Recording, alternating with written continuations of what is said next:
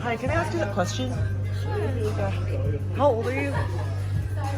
18. You're 18? Oh, when did you start vaping? When I was 16. 16? A current public health issue affecting teenagers is vaping.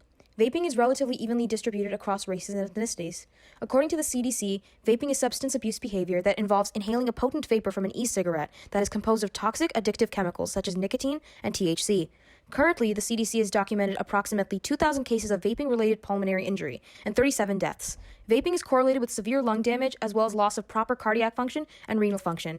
Vaping also tampers with brain chemistry, propagating addictive behaviors that increase the likelihood for vape users to use tobacco-related products in the near future. The prevalence of teen vaping has increased by 10% from 2017 to 2018. Vape companies try to appeal to younger audiences by creating candy-like flavors to make it more enticing for kids and get them hooked on it. When asked, 27% of 12th graders stated they vaped within the last 30 days, along with 22% of 10th graders, 21% of college students, and 10% of middle schoolers. Research examined how vapes influence the risk of using other substances among other students with no history of nicotine and marijuana use, and showed that it's associated with failure to disapprove of marijuana and nicotine. The FDA finalized the rule in 2016 that extended the Family Smoking Prevention and Tobacco Control Act to give its Center for Tobacco Products regulatory authority over electronic nicotine delivery systems, including vapes, that meet the definition of a tobacco product. This gives the FDA the authority to regulate the sales and production of e-cigarettes.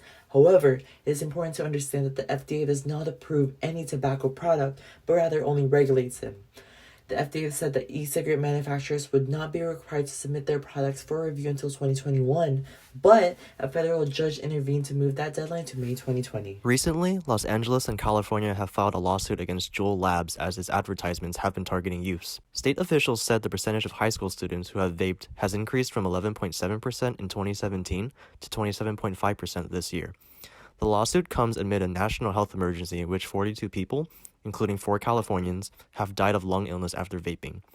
President Trump has recently acknowledged this vaping problem, and as of right now, the FDA and the White House are conducting a plan to get rid of e-cigarettes on the market before the number of those who are at risk increases. Information about vaping is quite accessible to the public. News media covers reports of vaping-related lung injuries and vaping-related deaths.